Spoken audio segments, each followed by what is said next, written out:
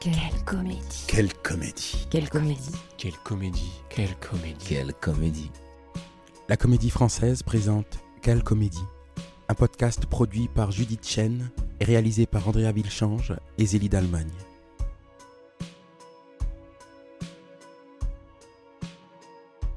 Et bienvenue, c'est Quelle comédie, le podcast qui chaque semaine vous emmène dans les coulisses de la comédie française.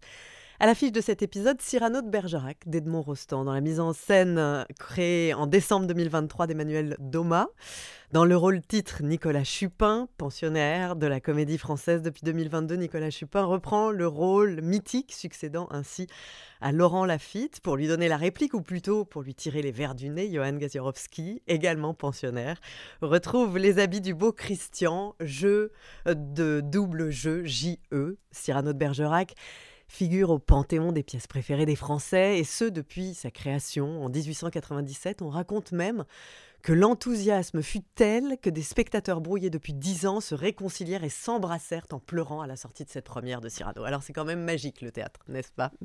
Bonjour à tous les deux, Nicolas Chupin et Johan Gaziorowski. Bonjour. Merci beaucoup d'être là, tous les deux. Alors, quelle rentrée, je me permets un tout petit point calendrier. Johan, vous êtes en ce moment salle Richelieu pour une nouvelle production mise en scène par Stéphane Varupen, dont nous avons parlé ici même, Le Suicidé, de Nicolas Yerdman. Ça a débuté le 11 octobre, ça court jusqu'au 2 février. C'est un texte absolument jubilatoire, une pièce de troupe au rythme comme ça endiablé. Et vous, Nicolas, vous êtes en ce moment au Théâtre du Vieux-Colombier dans Contre, une création de Constance Meyer, Agathe Perrard et Sébastien Poudroux d'après la vie de John Cassavetes et Gina Rollands. Une pièce qui est un peu comme un travelling dans la vie de ces deux géants campés par Sébastien Poudroux et Marina Hans. Et vous jouez le rôle de Peter Falk, voilà, figure essentielle dans la vie de ces génies. Sûr. La dernière, elle aura lieu le 3 novembre, et le 4, eh bien, vous passez un cap, si j'ose dire. Vous allez plonger dans des milliers de verres de Rostand. Le lendemain. Comment vous vous sentez alors que mal. Vous êtes là en ce moment en plein travail? Je me sens très très mal pour être tout à fait honnête. Non, mais je suis tellement heureux, c'est fou ce qui m'arrive, j'ai beaucoup de chance, c'est incroyable. Enfin, ce rôle, il est fou, c'est un monument, c'est gigantesque, je sais pas comment dire autrement. Moi, c'est une grosse responsabilité, mais en même temps, c'est angoissant, mais en même temps hyper excitant. Ouais. Donc je me dis, voilà, c'est joyeux. Et avec mes collègues, ça se passe très bien. Ils sont bienveillants, donc je suis content. Parce que bien sûr, ça fait peur, mais encore une fois, voilà, on va essayer de s'amuser avec ça et partir de moi. Et avec Emmanuel, on se raconte plein de choses. Et voilà, on va essayer de faire ça au mieux, mais c'est fantastique. Non, mais j'y crois pas encore. Aujourd'hui, c'est fou, quoi. C'était un rêve. J'imagine, quand on est comédien, on se dit un jour j'aimerais jouer, je sais pas quoi, Richard III. Alors, c'était pas forcément un rêve. Là maintenant, d'y être, ça en devient un. mais en vrai, ouais, j'avais pas forcément moi de personnage comme ça à rêver. Aussi. Peut-être Richard III quand même, honnêtement. Mais Cyrano, non, parce que je pensais tellement jamais faire ça. Je pensais jamais le jouer en fait. Remarque, Richard III, je sais pas. Enfin, si je l'ai fait en théâtre à la table. Mais bon, bref. Enfin voilà, je sais plus ce qu'il fait. Et donc quand vous dites ce qui fait peur, c'est quoi ? C'est la lourdeur du rôle, c'est tous ceux qui ont précédé. Oui, c'est tout ça, la charge de ça bien sûr. Mais après voilà, maintenant c'est à mon tour, donc je vais faire mon Cyrano à moi après tout. Mais non, ouais, c'est tout ce personnage complexe, poète, profond, brillant, je sais pas, avec toutes ses failles. Moi, c'est ce qui me touche d'ailleurs, c'est pour ça. Moi. Il est laid, il se sent laid, et du coup, cette laideur, pour lui, il l'empêche de pouvoir aimer. Alors, je trouve ça terrible. Donc, alors, il s'oblige à être bon dans tout, comme il le dit d'ailleurs. J'ai décidé d'être admirable en tout pour tout, parce que sans ça, sinon, il n'y a plus rien. Donc, il est droit dans ses bottes, il est indépendant, il y a pas de compromis, et voilà, et c'est... Enfin, en plus d'être un poète génial, évidemment. Enfin, voilà, je ne sais pas quoi dire. Il a une répartie incroyable. Enfin, je ne sais plus, c'est tous les adjectifs. Enfin, c'est Cyrano, quoi. Ouais. C'est monstrueux. C'est cyranesque. C'est cyranesque. Ouais, c'est ça. Je disais, cette production mise en scène par Emmanuel Domat, elle a été créée l'hiver dernier. La distribution reste la même. Jennifer Decker dans le rôle de Roxane, Laurent Stocker en Ragno, une dizaine d'autres comédiens, tous absolument excellents, qui jouent à eux seuls une quarantaine de rôles. Vous, l'an dernier, vous étiez dans cette production. Voilà, et vous jouiez entre autres Montfleury. Et justement, là, ça va être l'incroyable Sébastien Poudroux. Exactement, qui reprend votre rôle, avec qui vous magnifique. Êtes en ce moment au Vieux-Colombier. Johan, on entend Nicolas parler de ce rôle, de cette folie, etc. Vous jouez le rôle de Christian, donc que vous campiez déjà, je le disais, dans la première version, si je puis dire. C'était Laurent Lafitte. Ce sont deux rôles qui sont tellement poreux que votre Christian, il est autre. Bah oui, il est en train de s'inventer autrement. Ouais. C'est la grande force des répétitions là qui ont commencé, c'est qu'on arrive sur le plateau avec une équation à résoudre qui n'est pas exactement la même. On a toujours le texte, les situations bien sûr, mais les corps changent. Nicolas est un Cyrano qui est plus petit, enfin voilà, il y a notamment ça. Et comme le rapport entre Cyrano et Christian est fondé sur l'idée de faire un héros de roman à deux, nous on cherche la complétude là et on la trouve assez instinctivement en fait. Je dois dire que c'est assez jubilatoire ces répétitions.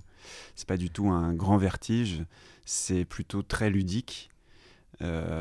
C'est même étonnant des fois de sentir qu'il y a des choses qu'on n'avait pas vues ou qu'on avait perçues autrement. C'est la grande force aussi dans cette maison de l'alternance, c'est que quand quelqu'un vient reprendre un rôle, et là en l'occurrence pas des moindres, c'est souvent l'occasion de revisiter les situations, aller peut-être un peu plus en profondeur aussi. Donc c'est toujours très surprenant et très jubilatoire. Oui, parce que c'est comme un kaléidoscope, c'est l'occasion de voir un autre angle forcément, donc ça vous emmène dans une autre profondeur. On a comme ça, quand on lit Cyrano, on se dit, bon, Cyrano, c'est lui qui a l'initiative, et puis Christian finalement se met dans ses pas. Donc on est encore plus dépendant du Cyrano, quoi.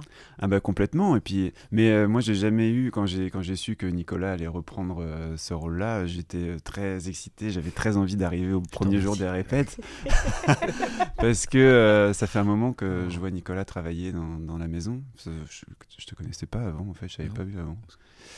Si, parce que je t'avais vu dans Cyrano de Bergerac avec Philippe Torreton. Oui. Je t'avais vu dans cette version-là. Ouais.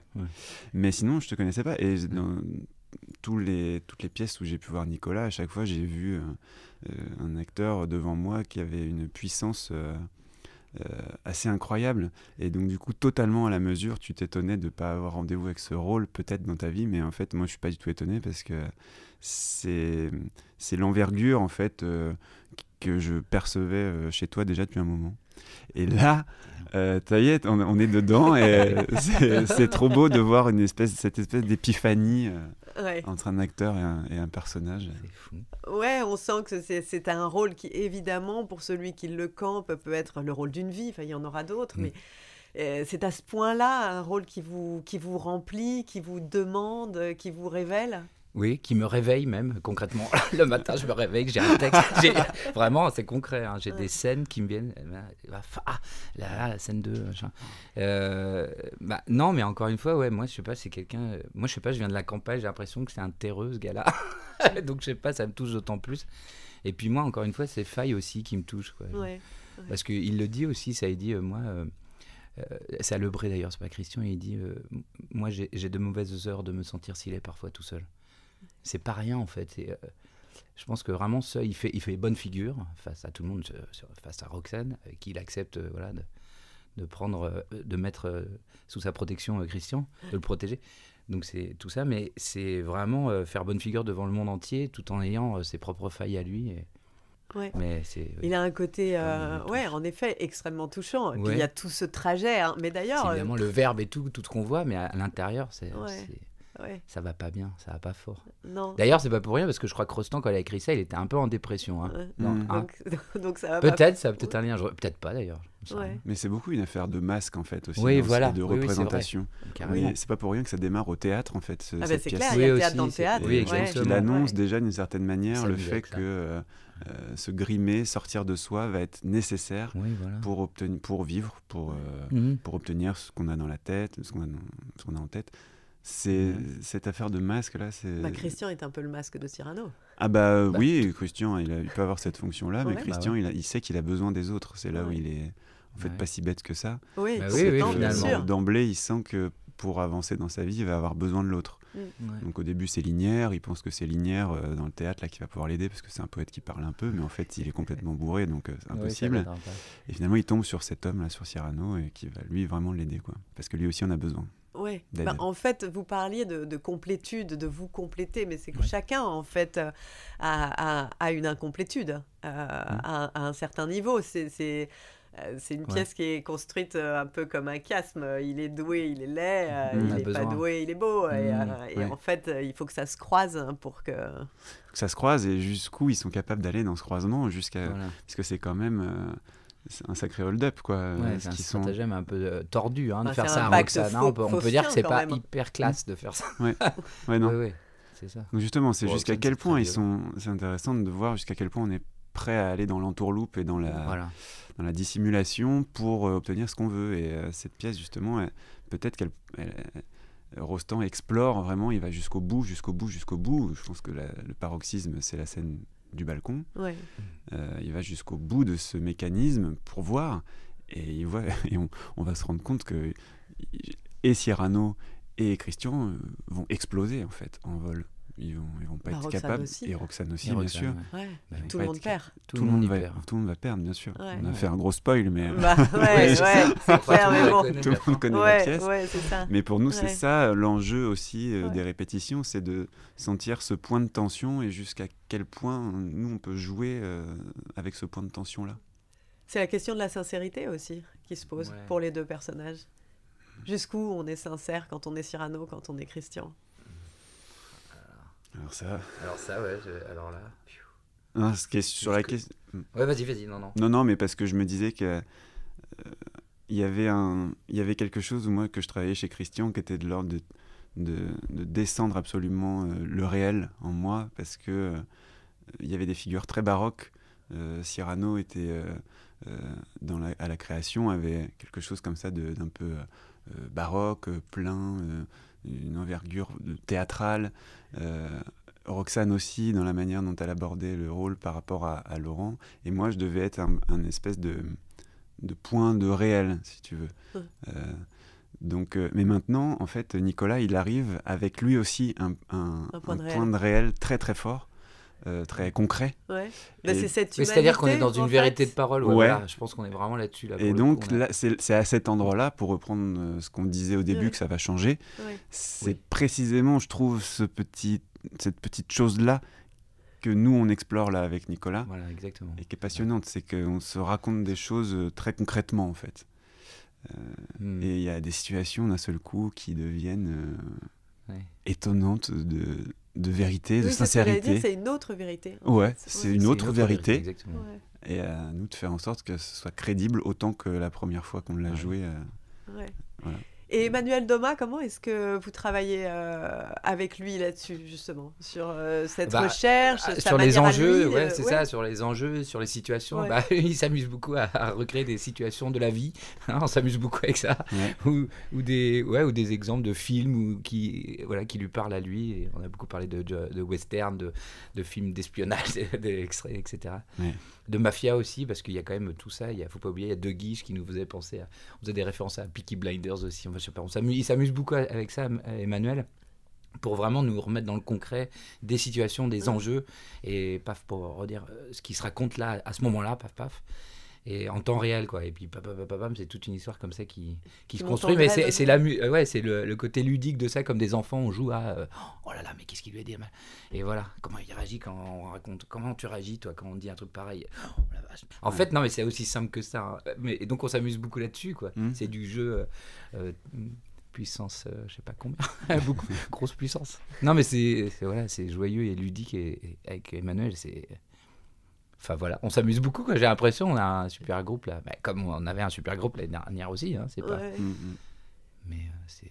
Et c'est quoi alors le corps de Cyrano ? Vous vous sentez comment ? Est-ce que tout est dans son nez, dans ses épaules ? Comment À vrai dire, je sais pas trop, parce qu'on n'a pas encore... j'ai fait des tests nez, bien sûr, alors je sais à quoi il ressemble. J'ai hâte de commencer à répéter avec, d'ailleurs, pour voir ce que ça implique, parce que forcément, je pense qu'on marche pas de la même manière déjà, parce que la vision est pas la même et tout. Mais après, en termes concrets, physiques, j'ai pas vraiment pensé à ça. Je pense que Naturellement. Ouais, Emmanuel m'a pas non plus dit, m'a pas envoyé vers un chemin là-dessus. Mais peut-être ça va se faire naturellement avec le nez, avec le truc. Moi, j'ai ma démarche à moi, je sais pas. Je suis pas sûr qu'elle soit hyper classe en vrai. Non, je sais pas ce que. Mais en tout cas, pour revenir à ça, je pense qu'il a vraiment les pieds sur terre. Ouais. Ce côté que c'est un terrien, vrai. Je pense. Et, pour moi, mais. Et profondément blessé. Ça, oui, c'est ces failles les plus. Voilà, c'est terrible, ouais. Terriblement blessé. Mais Christian aussi. Oui, mais pour revenir au aussi, corps de Cyrano, moi ce que je vois en répétition, c'est qu'un seul coup j'ai l'impression que Nicolas peut vraiment tuer des gens. Il a des élans. Ouais. Non, mais ce qui donne une dimension effrayante en fait finalement, et je comprends pourquoi les gens dans Paris ont peur de Cyrano. D'un seul coup il y a des élans, alors que oui quelque chose d'explosif. Ouais, quelque chose de vif. Oui, parce qu'on s'est pardon, je te coupe. Ouais. Non, mais parce qu'on s'était raconté ça pour le coup avec Emmanuel, on s'est dit quand même oui, c'est un poète incroyable, magnifique, tout ce qu'on veut, une verve exceptionnelle, mais malgré tout c'est aussi un mousquetaire, c'est un cadet de Gascogne. Donc c'est quand même un peu des bourrins quand même à l'époque, hein. Les gars, c'était quand même ils allaient au charbon, quoi. Ça rigolait pas, quoi. C'était pas des beaux duels, paf. Non, c'était. Il y a une violence, assez trash, je pense, c'est assez violent. Donc c'est pas mal qu'il y ait le pendant de ça. On s'est raconté ça avec Emmanuel, ça c'est pas mal d'en parler, c'est vrai. Mais d'ailleurs, dans la pièce, il y a ce qui est très intéressant aussi, c'est ce grand mélange des registres, parce qu'il y a le grand romantisme, il y a la tragédie et il y a l'épopée. Non, mais c'est ça, donc c'est héroïque, ça passe différents partout. niveaux de langue. C'est génial. Mais c'est pour ça, alors on parlait du concret, de la vérité de parole, mais on peut pas passer à côté de cette poésie, évidemment. On est obligé de mâcher les mots, ça peut pas être quotidien, je sais pas comment expliquer ça. On peut pas passer à côté de ces grands moments de toute beauté, je sais pas comment on dit, mais c'est fou quoi ce qu'il a écrit quand même à son âge et en si peu de temps. Mais dans quelle mesure ce texte il est particulier, parce que évidemment le public attend des choses qu'on a pu entendre, on a pu apprendre des extraits à l'école d'une tirade ou d'une autre. Est-ce qu'il y a un risque peut-être plus particulier que chez d'autres auteurs, de se laisser griser par le vers? C'est un vers qui est assez déconstruit, c'est vrai. Parfois, il abuse un petit peu même de la forme en découpant à l'extrême. Pour choper la rime. Ce qui, avec toutes les reprises de rôle, parce qu'il y a aussi tous nos académiciens qui nous rejoignent, forcément une partie de plaisir pour apprendre ce texte-là. Donc oui, il abuse un petit peu de la forme par moment. Mais en fait, je crois qu'il joue précisément, volontairement, sur cet appauvrissement, à un moment donné, de l'alexandrin, pour sublimer d'autant plus les moments qui sont effectivement extraordinaires. Et je crois aussi, moi. À la simple lecture, même sur la page, c'est renversant et c'est à pleurer. Donc oui, il y a une habileté d'écriture, tu as raison, pour son âge, qui est fascinante. Et puis pour nous, pour le prendre en charge, c'est aussi quelque chose d'extrêmement exigeant, non ? Ouais, c'est très exigeant, Mais est-ce que c'est pas aussi plus facile quand c'est si bien... Enfin, je veux dire, facile dans le sens où les situations, c'est vrai, sont claires, c'est assez limpide finalement, tout ça, mais oui et non. Parce qu'après, la scène du balcon, tout ça, c'est aussi des tunnels comme ça, magnifiques. Mais donc oui, c'est gérer ça avec des virages, je sais pas, de manière, mais sans, voilà, il y a quand même cette forme-là, donc faut pas l'affaiblir, pas du tout, quoi. Pas la rendre trop quotidienne, au contraire. Faut qu'on l'entende, et c'est pour ça moi j'essaie de mâcher tout ça bien, quoi. C'est tellement beau, enfin je sais pas comment dire autrement. J'imagine qu'il y a un plaisir de la langue qui porte. Oui, carrément. Cette langue là nous oblige d'une certaine manière. Mais d'ailleurs, est-ce que c'est pas un peu aussi le langage, l'éloquence sont pas un peu les héros de cette pièce? La parole est de toute façon un point névralgique de l'avancée de la situation ou pas. C'est-à-dire qu'un silence ou une parole, ça va pas être la même chose et ça va clairement faire avancer ou non la pièce. Émettre un son, éveiller Roxane, qui est complètement sapio, qui en fait est quand même un petit peu attirée par la beauté, mais finalement elle est stimulée par la profondeur intellectuelle et le rêve poétique. Oui, le silence et le son est au cœur de la pièce, la parole est au cœur de la pièce. C'est pour ça, encore une fois, faire démarrer cette pièce dans un théâtre, c'est encore un... C'était bien joué. C'était encore bien joué. Edmond. Bien joué, Edmond. Il faudra lui dire, d'ailleurs. Bien joué.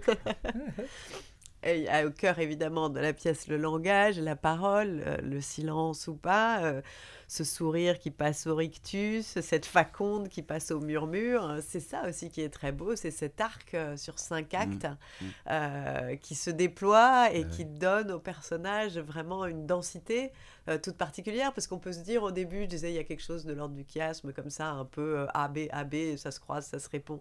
Mais c'est pas si simple, en fait. Les deux personnages, ils sont... Enfin, les trois, d'ailleurs, avec Roxane aussi, parce que chez Emmanuel Noma, Roxane a aussi une personnalité qui n'est pas forcément la Roxane qu'on retrouve dans d'autres productions. Cette colère qu'elle peut avoir à la fin, c'est très singulier, ça. Et ça porte aussi une couleur, évidemment, à Christian et à Cyrano. Ah bah bien sûr que ça influe. Clairement, ça influe énormément. Ouais. Le fait qu'elle nous attende à des endroits particuliers, cette Roxane, ça exige de Christian et de Cyrano une réponse. C'est vrai que on a composé quelque chose, on est en train là de recomposer quelque chose où cette alliance à trois est fondamentale. Mais j'imagine que pour Jennifer aussi, c'est pas des ajustements, c'est une retraversée. Et puis on fait vraiment, on peut pas imposer dans une reprise de rôle, on peut pas imposer à Nicolas une manière de voir les choses. C'est plutôt Nicolas qui arrive et nous, on ajuste, on agence, on réévalue. Il y a quelque chose qui déteint. Ouais, et forcément ça va forcément ça. Mais c'est vrai que la chance qu'on a dans cette reprise, c'est de pouvoir retraverser, pas faire un copier-coller, avoir la chance de pouvoir moi venir avec ce que je suis et comment l'aborder. C'est vrai, on peut retravailler des choses. On s'est raconté plein de, comme tu disais au début là, prendre le temps de se redire des choses, des situations et de voir comment ça joue en fonction des gens. On dit ça avec aussi toute l'ignorance de... On a encore un petit mois... 3 semaines. 3 semaines encore. Moi, je compte les jours. Donc on fait un peu de littérature sur ce que ça implique, mais en vérité, on est encore en train de le découvrir, ce que ça implique. Là, c'est dans 3 semaines, et on a encore 3 semaines à explorer. Donc, Au début, on se dit qu'il y a un sacrifice de la part de Cyrano qui est énorme, mais en fait, il y a un sacrifice de la part de Christian aussi. Ah bah oui. Christian, moi, c'est ce qui me bouleverse dans ce personnage, c'est qu'il accepte de faire un pas de côté, de mettre de côté son ambition et de laisser un amour qui est évident et qui lui paraît beaucoup plus rationnel que l'amour que lui il a pour Roxane. D'ailleurs, il le dit, il me semble à présent que c'est mal. Ouais, voilà. Il comprend assez vite que ça va pas être lui qui aura cet amour, qui vivra cet amour. Donc oui, il y a un pas de côté, il y a un sacrifice si on veut, c'est sacrificiel. Il y a cette fameuse mort où les gens me demandent mais de quoi il meurt en fait à la guerre. Il se fait tirer dessus, il va se faire tuer volontairement, etc. Comment vous le voyez, vous ? Bah moi, non, c'est pas dit, donc je me dis... On dit pas, il a pris une balle, non. Christian, on sait pas en fait. Donc, effectivement, moi, ce que je me dis, et ce qui me semble très cohérent, c'est que je me dis qu'il meurt d'amour, tout simplement. Je sais pas exactement comment, mais ce qui est sûr, c'est qu'il meurt d'amour. Donc, par sacrifice... J'ai l'impression qu'il allait... volontairement s'offrir par désespoir. En fait, je préfère pas me dire quoi que ce soit parce que la scène juste avant est suffisamment forte entre Cyrano et Christian parce que Christian ment finalement. Dans la dernière scène, il dit non, ça voudrait dire que Christian ment. Il dit à Cyrano, non mais t'inquiète pas, je vais voir là-bas si on n'a pas besoin de moi, s'il se passe pas quelque chose. Dire ça, ce serait mentir. Or, Christian, j'ai l'impression que jamais il ne ment, jamais il est... Duplice. Ouais. Donc, c'est ça qui me fait dire, mais non, il va pas se sacrifier, il va juste donner de l'air à Cyrano pour qu'il soit enfin... pour qu'il puisse parler à Roxane, pour qu'il puisse lui dire, ça lui donner de l'air. Ça peut être ça, Moi, c'est une vision plutôt du mec honnête, quoi. Ouais. J'ai pas l'impression que c'est son panache à lui. C'est son panache à lui. Ouais. Et puis, le drame absolu qui en fait finalement aussi un héros, c'est qu'il meurt avant de connaître la résolution. Enfin, il connaît la résolution, il expire. Ouais. C'est toi qu'elle aime encore. Il dit Cyrano, ouais. J'ai tout dit, c'est toi qu'elle aime encore. J'ai tout dit, c'est toi qu'elle aime encore. Ouais. Mais Cyrano, c'est un mensonge qui est quand mais même c'est un mensonge. Un petit pansement. C'est ça, c'est un mensonge blanc comme on pour dit. que je meure pépère. T'inquiète, tu peux mourir tranquille. Ah bon, Ouais. bah ok. Oui, tout va bien, tout va bueno. C'est horrible. Ah ouais. Quelle histoire, mais Ouais. enfin, qu'est-ce qui se passe ces gens-là qui... On parlait de la pourrait être sincérité, plus mais simple. c'est aussi la question de la pudeur, parce que c'est quand même un théâtre qui permet d'être dans le sentiment pleinement, de jouer peut-être sans pudeur, et pour autant, les personnages en ont énormément, non ? Ah ouais, complètement. Bah ouais, je pense qu'il se cache pour pleurer, c'est ce qu'on disait tout à l'heure. D'ailleurs, il dit non, cela serait trop laid si le long de ce nez une larme coulait. Mais même à son propre ami, à son meilleur ami, pardon, Lebray, il dit non, moi j'ai de mauvaises... On l'a déjà dit ça, mais juste pour dire qu'il y a carrément il y a une pudeur énorme.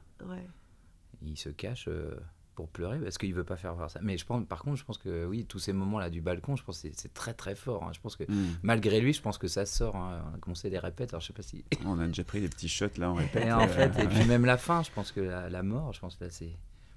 Enfin voilà, il dit j'aurais tout manqué, même ma mort. Ouais, non mais c'est à pleurer. De toute façon, Cyrano, on pleure en fait. Hein. Donc en fait. Donc je crois que malgré lui, à un moment donné, il peut plus se cacher là. Ça sort. Et quand on le joue, on se protège ? C'est-à-dire ? Est-ce que... Non, mais on pense à des choses tristes, vous voulez dire ? Non, c'est pas jouer. ça. Ce que je veux dire, il y a des rôles, j'imagine, qui vous cueillent plus que d'autres. Ah oui, bien sûr. Est-ce que Cyrano, Christian, c'est des rôles qui à un certain endroit, sont peut-être plus difficiles de garder un peu à distance ? Il faut parler à son corps. J'ai appris ça sur ce rôle précisément, parce que ça m'était jamais arrivé de traverser des rôles comme ça qui allaient par des choses. Des rôles qui allaient puiser vraiment dans des ressorts émotionnels très forts. Non, il s'agit pas de penser à quelque chose de triste. Non, c'est juste ouvrir les épaules et se mettre à disposition de la situation. Il se trouve que la situation est bouleversante. Donc si vous n'avez pas de difficulté à partager vos émotions très profondes avec le public, mais c'est vrai qu'il faut se protéger un peu parce que le corps il comprend pas pourquoi il ressent des émotions pareilles. Moi j'ai toujours en tête les paroles de Dominique Blanc quand elle jouait Phèdre, ou le jour où elle a arrêté de jouer Phèdre, elle était dans sa cuisine et elle sentait l'émotion habituelle que son corps avait appris à générer. Et cette émotion montait dans sa cuisine et elle se disait mais qu'est-ce que je vais faire ? J'ai pas les. D'exutoire, où est-ce que je la mets ? Donc il a fallu que son corps apprenne à. Enfin, elle en parlerait mieux que moi. Moi, j'ai entendu dire ça une fois, ça m'avait marqué. Ah ouais, d'accord. Et moi, j'ai vécu ça sur Cyrano, de traverser cette pièce avec tout un champ émotionnel, et puis en fait, de dire à son corps, c'est pour de faux. C'est en faux. Il faut lui parler, il faut le rassurer. Et puis j'ai appris ça des copains qui eux sont plutôt dans la maison, qui sont plutôt des tragédiens ou des choses comme ça, qui eux sont habitués à manœuvrer avec ces choses-là. Moi j'ai appris avec ce rôle-là, parce que je connaissais pas. Moi j'ai fait d'eau, ça m'allait très bien. C'est vrai, c'est intéressant ce que tu dis, faire la part des choses. C'est ça, livrer les choses à une entièreté, quoi. Mais après, être souple avec ça, effectivement, être conscient, quoi, des choses. Mais effectivement, il s'agit de jouer, quoi. On parle toujours du jeu, des situations, et que peut-être ça vient simplement.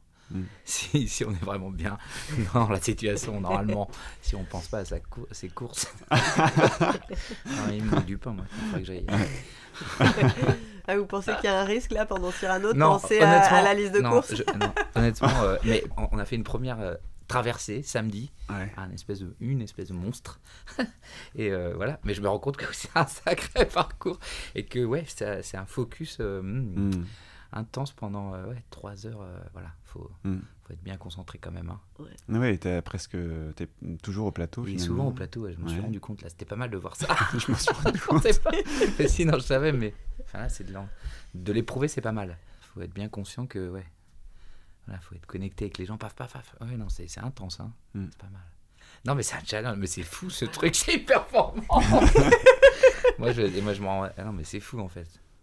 C'est incroyable, ils sont fous, c'est trop une responsabilité énorme pour moi. Ils me font confiance, mais c'est... Enfin, moi, je suis hyper touché et flatté. On a tous toute confiance. Mais non, mais moi, je suis hyper touché et flatté. Mais c'est fou, hein. C'est de me faire confiance comme ça, mais non, mais c'est incroyable. Hein. Je sais pas ce qu'il leur a pris aux gens. Et puis, ils sont tous adorables, alors tout est chiant, quoi. Ça aussi, c'est comme disait Johan, ça vous oblige. Ouais. Bah oui, ça oblige, ouais. Travailler avec des gens super. Mais c'est la force de cette maison, de nous donner des rendez-vous comme ça. Hein. Qu'on n'aurait peut-être pas en dehors de la Comédie Française. Cette confiance-là, elle vient pas de nulle part. Enfin, c'est ce que je disais tout à l'heure à propos de Nicolas, mais c'est cette maison aussi qui nous permet d'avoir des rendez-vous. Et il y a beaucoup de confiance dans cette troupe. Là, dans Le Suicidé, qui est un vrai spectacle de troupe, vous êtes tous aussi comme ça, dans ce côté très collégial. On voit là, enfin, je veux dire, à un autre endroit, mais la force de la troupe, quoi. Ah ouais. Sur Le Suicidé, c'était beau, par exemple, quand Stéphane Varupen... Oui, parce qu'en plus, c'est Stéphane Varupen qui est en scène, qui est aussi de la troupe, donc il y a tout... Et il y a un acte qui est très, très collectif, très choral, c'est l'acte 3, et je me souviens très bien de la première fois où on l'a fait. Et on l'a fait mais instinctivement et on a tout dessiné en troupe. Stéphane, il a regardé, il a dit mais on garde tout et on va essayer de continuer à augmenter les choses de ça, de préciser, mais on garde tout le dessin. Et c'est vrai que je me suis dit quelle force on a quand même de créer un acte aussi difficile pour gérer des corps sur un plateau, etc. C'est incroyable, etc. Et cet acte 3, je me souviens très bien de la première fois où on l'a fait et où à l'instinct la troupe, et on a dit voilà ce qu'on peut faire en troupe, et Stéphane a dit c'est exactement ça, collectivement il n'y a rien à bouger. Et moi aussi j'étais stupéfait de l'intérieur de me dire mais waouh, et on a un savoir-faire. Alors c'est pas pour nous lancer des fleurs, nous flatter sur notre propre podcast, mais c'est quand même pour dire c'est fou d'avoir l'habitude de jouer ensemble, de se connaître, d'avoir confiance les uns les autres. C'est que ça se révèle au plateau par on peut très vite construire des choses stupéfiantes. Mais ça, je pense que les gens le ressentent. En vérité, ça transpire. C'est sûr. L'énergie, elle est balancée dans le public. Cyrano, il y a aussi une sacrée énergie, parce que je disais que c'est à une douzaine, finalement, qu'on a une galerie d'une 50aine de personnages. Donc il y a aussi cette espèce de folie comme ça. C'est du jeu. Où, les costumes, le jeu. Vous faisiez Sébastien Poudreau, vous reprend Montfleury, votre rôle. Carbon, un poète, un pâtissier, la distributrice. Magnifique. Magnifique distributrice. Magnifique distributrice, vous allez voir. C'est un peu mon regret que tu ne le sois plus, la distributrice. Ah oui, mais Cyrano. C'est un Poudreau, il est incroyable. Oui, absolument. Il est épatant. Je pense que lui non plus n'aurait jamais imaginé avoir ce rôle-là de distributrice. Pas faudrait me poser la question, je suis pas sûr. Ça se fait un petit contraste avec John Cassavetes. Oui, c'est bien. C'est ça qui est rigolo. Lui aussi, cette maison, comme tu disais. Il a rendez-vous avec la distributrice. C'est ça. Le soir, John Cassavetes, l'après-midi, c'est trop marrant, la distributrice. Car bon, il parle comme ça. Et le soir, il fait Cassavetes. C'est trop marrant, non? C'est pour ça, moi, c'est que je fais ce métier. Peter Falk et Cyrano, c'est pas mal aussi. Moi, c'est pour ça que je fais ça. C'est comme les enfants, quoi. On dit enfant qu'on est. On va jouer. Génial, c'est le plaisir de. Mais oui. Quelle chance de raconter ces histoires, être comme ça. Enfin, c'est fou, non? Il n'y a pas d'autre mot. Rendez-vous le 4 novembre, quoi. Aïe. Oui. Bonne chance à tous. Du 4 novembre jusqu'au 23 février. Oui. C'est 23 février? Oui. Ah merde, je pensais que c'était 22. Non, le 23, je... T'es pas là? On va trouver quelqu'un, on va en parler. Il faudra en parler tout de suite. Faire une reprise de rôle. Merci beaucoup, merci à tous les deux et bon vent à ce Cyrano qu'on entend déjà magnifique. L'énergie est là, elle s'est habitée. Cyrano de Bergerac, salle Richelieu, du 4 novembre au 23 février. C'est la fin de cet épisode, réalisé par Andrea Vilchange et Zélie d'Allemagne. On se retrouve lundi prochain, 8h, avec un nouvel épisode de Quelle comédie. En attendant, bonne semaine à toutes et à tous avec la Comédie Française.